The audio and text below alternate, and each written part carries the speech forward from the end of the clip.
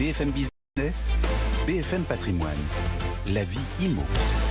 Et on accueille pour parler immobilier Cécile Roclor pour Empruntis. Bonjour Cécile. Bonjour Cédric. Merci d'avoir répondu présente et d'être présente ce matin sur le plateau. On va parler taux bien évidemment et puis essayer de voir aussi comment les Français vivent avec leur emprunt. Alors d'abord, avant d'élargir un petit peu le cercle de notre regard, concentrons-nous sur les taux. On en est où ? On est au plancher historique. Ça n'a cessé de baisser depuis le début de l'année et ça avait commencé déjà en fin d'année. Donc aujourd'hui, vous empruntez sur 15 ans à 0,58. Sur 20 ans, vous êtes à 0,72%, à indice au maximum. Donc aujourd'hui, les conditions, elles sont excellentes. Et si on a un projet, c'est plutôt bien. Même si on veut renégocier, ça peut être un sujet. Si on a un projet, bon ça, c'est assez facile à trouver, mais... sur le bien... Bon, non, d'accord, mais les taux, bon, ils sont attirants, d'accord. Mais j'ai envie de vous dire que le plus dur, c'est peut-être de convaincre sa banque, non ? Parce qu'on a l'impression quand même aussi qu'en parallèle, le marché, il se durcit. Alors, il y a eu un resserrement des critères qui est lié à la crise sanitaire, qui est lié au HCSF. Vous en avez parlé de nombreuses fois avec Marie-Cœur de Roy. Mais on sent plutôt, depuis le début de l'année, un peu de relâchement. Il faut dire que les banques, elles se sont fixées des objectifs hyper ambitieux pour 2021. Ça, c'était entre août et septembre, donc quand on n'avait pas encore eu le deuxième confinement et la situation qu'on connaît aujourd'hui. Et du coup, elles n'ont pas d'autre choix que de prêter si elles veulent aller atteindre ces objectifs. Alors oui, il vaut mieux rentrer dans le 35% si on ne veut pas avoir à négocier pour être dans l'enveloppe dérogatoire qu'ont les banques. Oui, il faut faire un projet sur moins de 25 ans, voire 27 ans si vous êtes dans du neuf ou dans de l'ancien avec travaux, parce qu'on n'en parle pas beaucoup, mais si vous faites 25% de travaux, vous pouvez rentrer dans ces 2 ans de différé. Oui, il faut regarder ces critères de reste à vivre et il faut montrer patte blanche au banquier, mais j'ai envie de vous dire, comme normalement, parce qu'en fait, le banquier, il ne vous prête que si vous avez des revenus pérennes et si vous êtes en capacité d'assumer le crédit et vous n'allez pas faire défaut. Donc, on est dans une situation qui n'est pas si dramatique que ça. Et même souvent, ils veulent un apport qui, quand même, maintenant est primordial et qui prend de plus en plus d'importance. Et on parle aussi de cette épargne résiduelle qui, là encore aussi, vient s'ajouter à des choses qui, avant, n'étaient pas dans l'air du temps. On va revenir en arrière quand on se voyait ensemble il y a 3-4 ans. On en parlait déjà, puisqu'en fait, le côté apport, ça s'est libéré au printemps 2014. Et puis, petit à petit, les banques ont commencé à sponsoriser les emprunteurs en leur permettant d'emprunter, y compris. Donc vous voulez dire frais. en fait on revient à un fonctionnement plus normal et on a mis fin à une période d'exubérance irrationnelle, comme aurait dit Alan Greenspan. Oui, j'ai envie de vous dire qu'effectivement on retrouve des fondamentaux de marché. Alors ce qui est difficile, c'est que les prix de l'immobilier, ils ne baissent pas et qu'aujourd'hui ça crée une vraie contrainte pour les primo-accédants parce qu'effectivement avoir de l'apport dans des grandes villes où le mètre carré est très élevé, ça fait un gros montant d'épargne à avoir constitué. Mais là encore, il y a des banques aujourd'hui qui acceptent de prêter sans apport. Il suffit de montrer patte blanche. Donc c'est toujours pareil. Il va falloir expliquer au banquier pourquoi votre projet il est préparé, il est solide et vous ne ferez pas défaut. Et ça reste encore jouable aujourd'hui. Quelles sont les perspectives que vous dessinez un peu aujourd'hui ? Comment vous sentez les choses ? Parce que on en est dans nos questions sanitaires et politiques à reparler de confinement, à reparler de restrictions. Enfin, ça peut gripper un petit peu tout ça. Ça veut dire qu'il y a de l'incertitude ou malgré tout, vous nous dites les banques ont leurs objectifs, les prix restent ce qu'ils sont, donc les rails sont... C'est pas aussi simple que ça. Et effectivement, côté banque, il n'y a pas de raison que l'offre de financement, elle se réduise aujourd'hui parce qu'elles sont volontaires et qu'elles ont des objectifs ambitieux. On a quand même une petite épée de Damoclès au-dessus de la tête qui est la mise en place, la transformation des recommandations du HCSF en obligations à l'été. Où là aujourd'hui on avait... Ça va quand même être une étape importante. Oui, alors beaucoup de banques sont rentrées dans la dynamique depuis le début de l'année, clairement. Il y a celles qui ont été un peu plus tardives dans la mise en œuvre, il y a celles qui s'est donné un peu plus de souplesse, mais globalement on était déjà sur les rails. Ce qu'il faudrait pas, c'est que les prix de l'immobilier continuent à augmenter, parce que là, si ça continue à augmenter, on va avoir un resserrement qui va être un peu plus compliqué. Mais aujourd'hui, côté offre de financement, il n'y a pas de vraies inquiétudes. Le vrai sujet, c'est la solvabilité des ménages. Et c'est l'impact de la crise économique.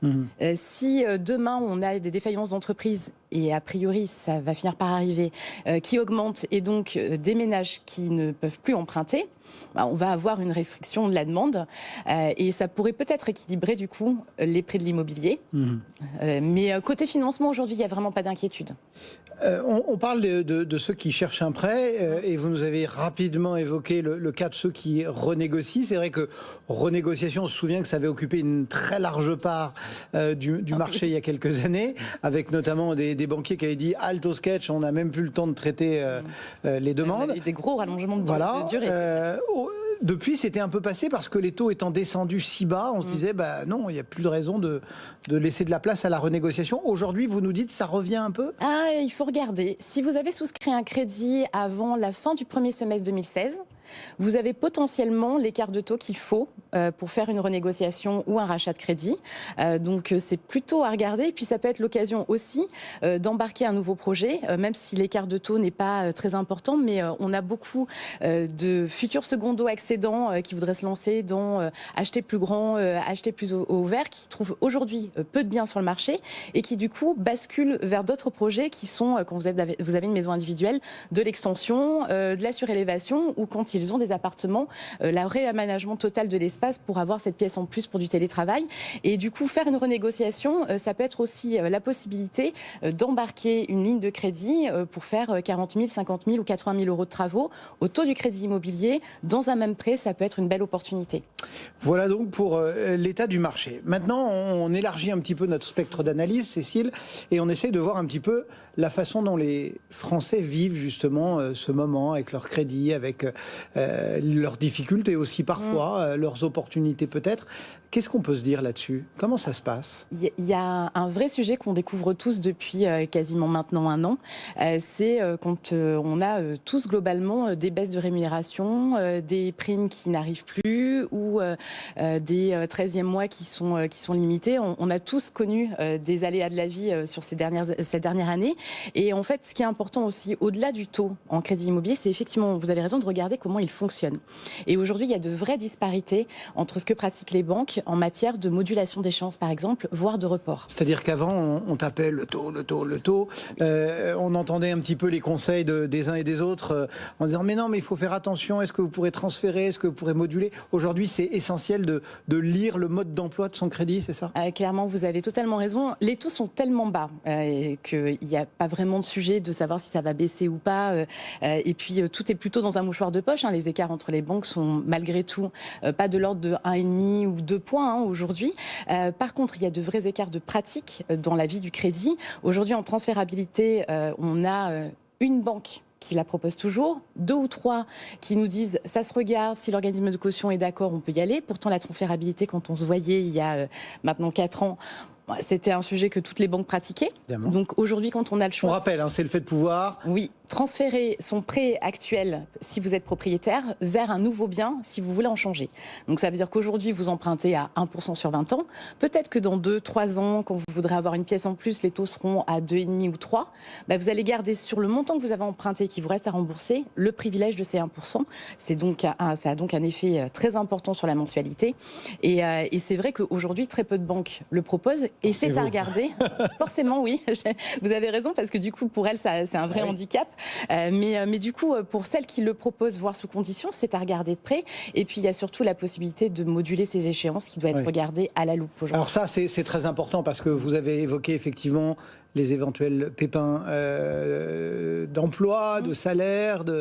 Quand on est confronté à cette situation, ça arrive et ça arrivera. Le message, c'est quoi ? C'est d'abord de ne pas se cacher, de ne pas faire l'autruche, tout de suite, très rapidement, prendre contact avec son banquier. Clairement, si ce n'est pas dans vos conditions générales, oui.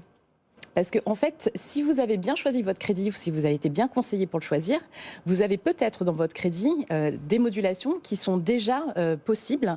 Alors, à la baisse, il y a aujourd'hui un tiers des banques qui ne le pratiquent pas. donc j'espère que vous n'êtes pas tombé dessus, si vous en avez besoin. Et puis il y a 2 tiers qui pratiquent, alors avec un certain nombre de critères. Vous ne pouvez pas forcément commencer à baisser vos mensualités dès la première mensualité, quoique on a quand même 1 ou 2 banques qui le proposent. Vous allez plutôt pouvoir le faire à partir du 6e, du 12e ou du 24e mois de remboursement.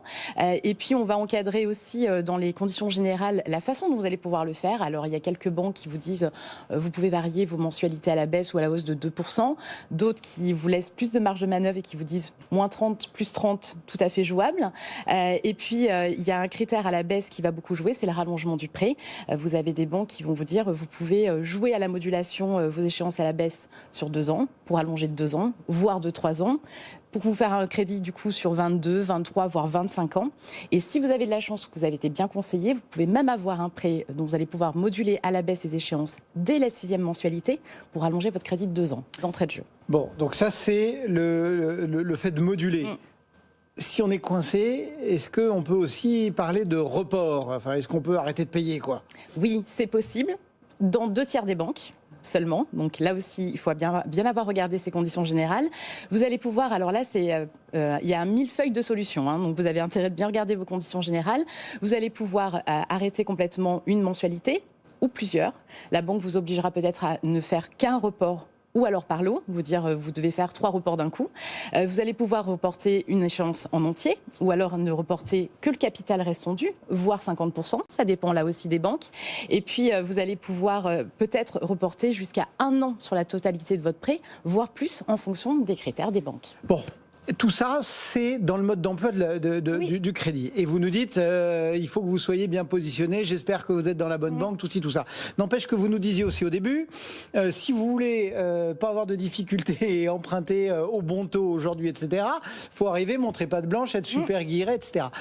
Est-ce que ça rime tout ça? Est-ce qu'on peut nouer un contrat, enfin, chercher un prêt auprès d'une banque en disant ouais génial, ayez confiance en moi, regardez, je suis bien, j'ai de l'apport, j'ai de l'épargne résiduelle, et en plus et en même temps aborder des questions de mais et si ça se passait mal, est-ce que je pourrais reporter? Est-ce qu'on se tire pas une balle dans le pied un peu en disant au banquier comment on fait si je peux plus? Alors déjà, vous n'allez pas l'aborder en demandant comment ça va se passer si ça se passe mal. Vous allez demander quelles sont les conditions pour faire vivre le crédit avec vous et que ça soit à la hausse ou à la baisse, parce qu'on a beaucoup focusé là sur la modulation à la baisse.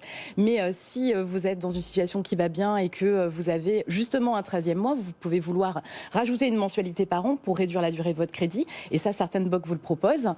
Ou de temps en temps rajouter 30% dans votre mensualité, là aussi pour réduire la totalité du crédit. Donc, c'est ça, il faut plutôt le prendre du côté positif. En tout cas, il faut demander comment va vivre le crédit avec vous, ça c'est impératif. Et puis si vous n'avez pas envie de négocier vous-même et de montrer patte blanche, il reste l'appel à un courtier. Ah oui, ça évidemment. On vous comprend. Cécile Roclor et Empruntis qui était ce matin l'invitée de BFM Patrimoine. Merci beaucoup. Merci. Bonne Frédéric. fin de semaine et à très vite.